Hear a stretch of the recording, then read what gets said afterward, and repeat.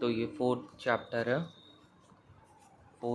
है max weber के ऊपर। मैक्स वेबर का जो ये है, इसमें बेसिकली पहले इसका इंट्रोडक्शन दिया जाएगा, उसके बाद जो सोशल स्ट्रैटिफिकेशन है मैक्स वेबर का, मेनली उसमें 3 और कुछ नहीं है। 3 में वो पहला स्ट्रैटिफाई करता है क्लास के नाम पर, फिर स्टेटस के नाम पर, फिर पावर के नाम पर। बस पूरे चैप्टर में ये 3 है। और उसको लास्ट में फिर आपको कार्ल मार्क्स और मैक्स वेबर का एक सिमिलैरिटी और डिससिमिलैरिटी है, और पूरे चैप्टर में कुछ नहीं है। ये स्ट्रैटिफिकेशन 3 फैक्टर्स के ऊपर किया है, वो 3 है, और मैक्स वेबर और कार्ल मार्क्स का सिमिलैरिटी डिससिमिलैरिटी है। तो पहले इंट्रोडक्शन देख लेते हैं। तो इंट्रोडक्शन में कुछ नहीं, मैक्स वेबर दिया हुआ है कि आउटस्टैंडिंग थिंकर है, ये है वो है। तो उतना कुछ पढ़ने लिखने का है नहीं इधर, इससे तो कुछ एग्ज़ाम में क्वेश्चन आने वाला है नहीं। अब इसमें आ जाता है। इसमें है कि मैक्स वेबर है फादर ऑफ सोशलॉजी, है one of the founding fathers है। ये भी कुछ खास नहीं है। मेनली जो भी डिफाइन किया जाएगा वो किया जाएगा कि the max weber basic form of ये ऑल्सो डिफाइन, मतलब एक चीज़ हम लोग देख सकते हैं कि कार्ल मार्क्स जैसा वो भी क्लास को थोड़ा वैल्यू देता है, कि क्लास के वजह से डिफ्रेंशिएशन आता है।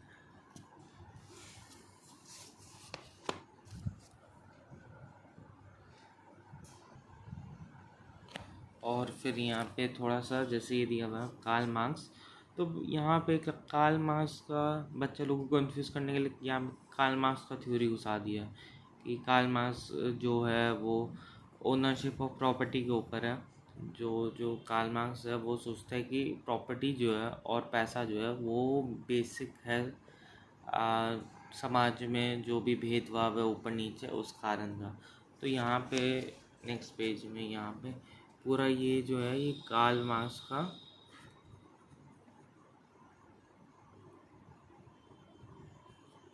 थ्योरी है, ये उसका प्रॉपर्टी का, कि प्रॉपर्टी जो ही डिस्टिंग्विश कि जो भी समाज में भेदभाव हो रहा है वो हो रहा है आपका प्रॉपर्टी के ओनरशिप के कारण। उसका है कि प्रॉपर्टी के ऊपर एक है जिसके पास प्रॉपर्टी है और एक जिसके पास प्रॉपर्टी नहीं है। जिसके पास प्रॉपर्टी है वो अपना लैंड देगा, और उस लैंड के ऊपर जो लोग के पास प्रॉपर्टी नहीं है वो लोग अपना लेबर देगा, यही है। तो जैसे यहाँ पे भी देखे थे कि मैक्स वेबर का स्ट्रैटिफिकेशन में पहला वो क्लास और लाइफ चांसेस के ऊपर से डिस्टिंग्विश करता। तो ये आ गया फर्स्ट फैक्टर। तो क्लास और लाइफ चांसेस ये सीधा समझा देते हैं कि अपने आप को इमेजिन कर लो, और एक बहुत ज़्यादा गरीब जिसको खाने का लाले पड़ा हुआ है उसको इमेजिन कर लो। तो उसमें तुम देख सकते हो कि तुमको पढ़ने का मौका मिल रहा है, खाना पीना सब कुछ सेम मिल रहा है, तो तुमको जो चांसेस मिलेगा, और एक जिसको 2 टाइम का खाना नहीं मिल रहा उसको अपने खाने के लिए फ़ाइट करना पड़ रहा है। तो अगर दोनों फैमिली के बच्चे को देखा जाए तो तुमको जो अपॉर्चुनिटी मिल रहा है वो उसको नहीं मिलेगा, क्योंकि वो तो अपना खाना पीना का व्यवस्था करने में ही बिज़ी है। तो वही है कि रिलेटेड अपॉर्चुनिटी, स्पेसिफिक जॉब, वही सब दिया हुआ है इसमें, और कुछ नहीं है। बेसिकली हम लोगों को समझा दिए यही है। तो वही समझा दिए कि एक होता है आपका हाई क्लास आदमी, हाई क्लास, एक मिडिल क्लास, एक लो क्लास आदमी है। तो दोनों को क्या क्या लाइफ में अपॉर्चुनिटी मिल रहा है, शायद हाई क्लास को अमेरिका में पढ़ने का मौका मिल रहा होगा, मिडिल क्लास को इंडिया में पढ़ने का मौका मिल रहा होगा, लो क्लास को पढ़ने का ही मौका नहीं मिल रहा होगा। तो education of child in upper class lower class सब डिफरेंट होगा। यही बोल बच्चन ने यहाँ लिख दिया है कि जैसे पढ़ाई में दिक्कत हो जाता है वैसे फिर मैरिज में भी अलग मैरिज, ये लोग का मैरिज देखोगे ज़्यादा हाई क्लास आदमी लोग का मैरिज हो जाएगा तुम्हारा, वो लोग अमेरिकन से कभी कभी कर लेगा, किसी अलग देश के लोग से कर लेगा। मिडिल क्लास वाला अपने में परेशान रहता है, लव मैरिज करेगी, अरेंज मैरिज, वो लोग का अलग ही चलता है। और लो क्लास वाले तो समझ जाओ वही कहानी है। इंडिया में रह रहे हो तो इतना समझ जाना चाहिए अपने आप कि हाई क्लास, मिडिल क्लास, लो क्लास को मैरिज में क्या प्रॉब्लम हो रहा होगा। तो वही है, वही लिखा हुआ है। अब वैसे कुछ ज़िद्दी लोग आ जाते हैं कि नहीं नहीं, इंडस्ट्रियलिस्ट का बेटा भी लेबर बन सकता है। तो वही लिखा हुआ है, a son of an industrialist may become a worker because of his ability and circumstances, but Weber point out it as exception. मतलब वो लड़का एकदम नालायक निकला था इसलिए वो वैसा हुआ था। ये जो वेबर बता रहे हैं यहाँ पे लाइफ चांसेस का, ये कोई रूल नहीं है, ये बस एक जनरल थ्योरी है। तो लोग मारपीट पे आ जाते हैं कि नहीं नहीं वो तो हाई क्लास है, वो कैसे लेबर बन गया। तो वो हो सकता है समझ लो गांजा वांजा में लग गया होगा, कुछ गलत काम में लग गया होगा, ड्रग्स में लग गया होगा, पढ़ाई नहीं करता होगा, तो वो एक्सेप्शन है। और फिर यहाँ पे वही सब लिखा हुआ है कि एक मिडिल क्लास वाला भी जैसे ये बुरा काम करके बुरा बन गया अच्छा होने के बावजूद, वैसे ये मिडिल क्लास होने के बाद या लो क्लास होने के बाद भी ये पढ़ाई लिखाई कर ले, कुछ अच्छा कर ले, तो ये भी हाई क्लास जा सकता है।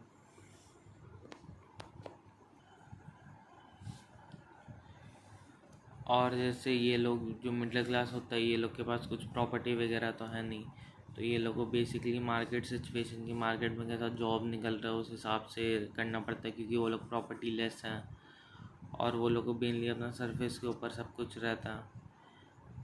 तो यही है। अब नेक्स्ट पेज में चलता है। भाई बुक अपने पास रख लेना, बुक से देख के कर लेना। फिर नेक्स्ट में लिखा हुआ है कि वेवर जो है वो 4 क्लासेस में कैपिटलिस्ट सोसाइटी को आइडेंटिफाई करता है। जो पहला है अपर क्लास। अपर क्लास तुम किसको समझोगे? और टाटा को समझ लो, टाटा को कुछ समझ लो, अंबानी को समझ लो, उसको विजुलाइज कर दो। तुम जो जो विजुलाइज करोगे वो इसमें लिख दो, बस एकदम सही आएगा, एकदम सही, एकदम सही। इसमें टाटा को इमेजिन कर लो या अंबानी को इमेजिन कर लो और जो दिमाग में आए वही लिख दो, ऊपर सही, एकदम 100% सही होगा। सेकंड में वो जो किया, मतलब वो इसको डिवाइड कर रहे जो 4 क्लासेस में कैपिटलिस्ट को। तो एक ये, दूसरा white collar, white collar white collar में तुम एकदम मस्त प्रोफेशनल्स को इमेजिन कर लो, एकदम मस्त मस्त किसी मैनेजर को इमेजिन कर लो, आईएएस को इमेजिन कर लो, आईपीएस को इमेजिन कर लो, और जो दिमाग में है वो लिख दो, वो हो जाएगा ये। तीसरा तुम इमेजिन कर लो भाई जो सेल्फ एम्प्लॉयड है, एक तो अंबानी लोग हो गया, एक प्रोफेशनल मैनेजर लोग हो गया, जैसे आईएएस लोग भी जो डिस्ट्रिक्ट में उस डिस्ट्रिक्ट को मैनेज करेगा, ये पुलिस एडमिनिस्ट्रेशन भी मैनेज करेगा। तो सेकंड, अब थर्ड आ गया सेल्फ एम्प्लॉयड।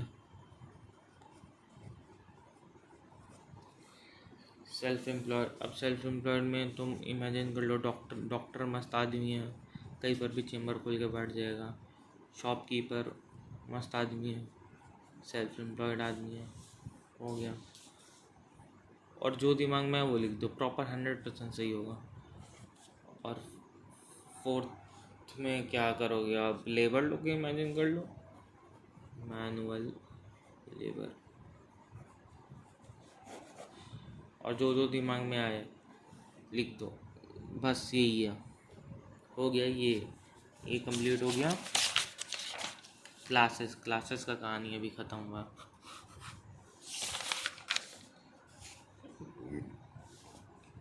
अब स्टेटस में है। अब स्टेटस में क्या इमेजिन करना? अब स्टेटस में बस इमेजिन कर लो कि तुम खड़े हो अकेले एक क्राउड में, ठीक है, तुम्हारा सब लोग बहुत इज्जत कर रहे हैं, अचानक से वहाँ का सीएम आ गया, मान लो तुम यूपी के हो तो योगी आदित्यनाथ आ गया, तो भाई उसको ज़्यादा इज्जत मिलेगा, उसका ज़्यादा स्टेटस है। अब वो जहाँ योगी आदित्यनाथ है वहीं पे अब पीएम आ गया नरेंद्र मोदी जी, सबको जी भाई, तो योगी आदित्यनाथ जी या नरेंद्र मोदी जी, तो अब उनको ज़्यादा इज्जत मिल रहा है।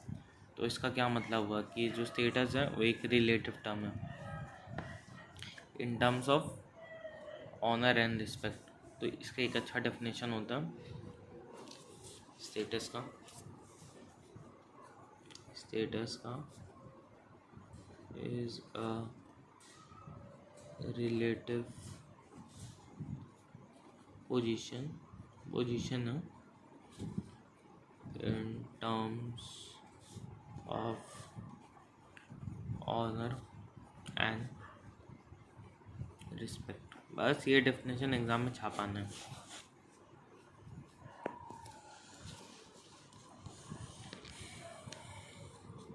तो ये हुआ स्टेटस का। अब मैक्स वेबर क्या कहता है? मैक्स वेबर कार्ल मार्क्स जैसा ही क्लास कॉन्शियसनेस का बात करता है इसमें, लेकिन वो भी बात करता है लेकिन उसको लगता नहीं, वो नहीं सोचता कि ये नेसेसरी है फॉर एग्जिस्टेंस ऑफ क्लास। ये एक चीज़ दिमाग में रखना कि मैक्स वेबर को वो नेसेसरी नहीं लगता, उतना नहीं सोचने का क्यों नहीं लगता।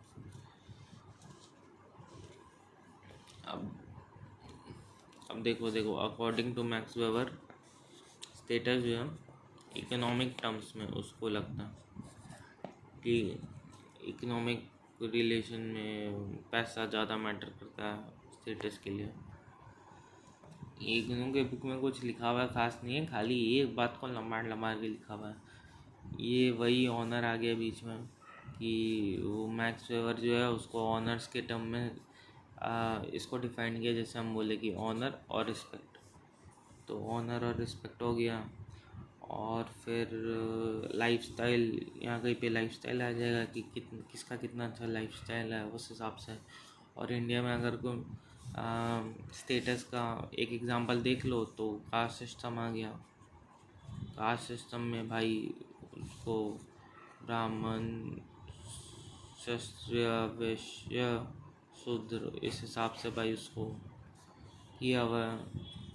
तो इन लेवल ऑफ ऑनर ऐसे बढ़ रहा, बस उसी को कर रहा है कि ब्राह्मण लोग को ज़्यादा मिलेगा और वो लोगों को कम मिलेगा, ये लिखो यहाँ पे वही चलेगा।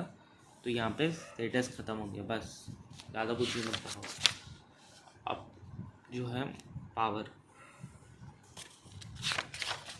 इस वाले से पहला फैक्टर कर लिया, दूसरा फैक्टर कर लिया, तीसरा फैक्टर करने वाले हैं।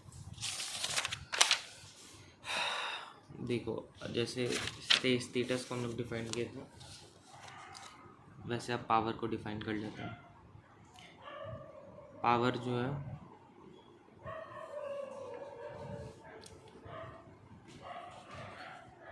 वेबर जो है पावर को डिफाइन करता है।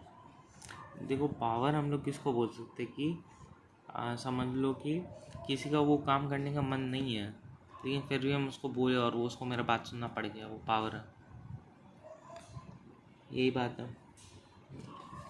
ऑफिस में समझ लो तुम्हारा कोई बॉस है, तुमको एक काम करने दिया, तुमको काम करने का मन नहीं है लेकिन तुमको करना पड़ेगा क्योंकि बॉस दिया, तो वो पावर है। यही वेबर का डेफिनेशन है कि power is the ability of a person to impose his will over others, even against their resistance. ये एक डेफिनेशन है। ये जो डेफिनेशन बता रहे हैं, जैसे स्टेटस का बताया, पावर का बताया, क्लास का भी एक डेफिनेशन। क्लास का क्या डेफिनेशन लिखोगे तुम? क्लास का लिख दो, क्लास इज अ, क्लास का डेफिनेशन है बट वो वेबर नहीं दिया है, इसलिए तुम क्लास का जो स्टार्ट करोगे तो वो तुम लाइफ चांसेस से स्टार्ट करना, और ये दोनों का डेफिनेशन वो दिया है, तो डेफिनेशन से स्टार्ट करना। तो एकदम ऋतिक रोशन वाला एंट्री होगा। तो इसमें कुछ खास वेबर कुछ बोला वाला है नहीं, परेशान करने के लिए खाली दे दिया है। तो पावर को फिर वो कैटेगराइज करता है कि पावर एक होता है लेजिटिमेट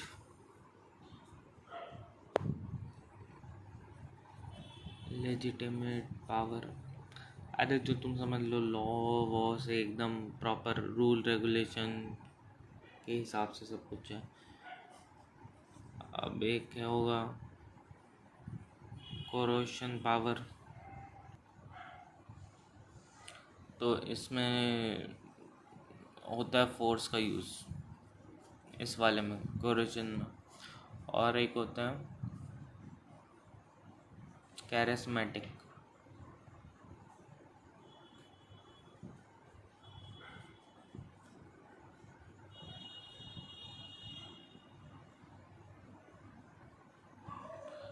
कैरिस्मेटिक समझ लो कि कोई इन्फ्लुएंशियल लीडर है एकदम, तो उसका भी एक अलग पावर है कि उसके एक आवाज़ पे 100 लोग मरने को तैयार है। जैसे तुम समझ लो गांधी जी एक बार बोल दिए नॉन कॉपरेशन मूवमेंट चालू, तो सब लोग नॉन कॉपरेशन मूवमेंट चालू कर दिया।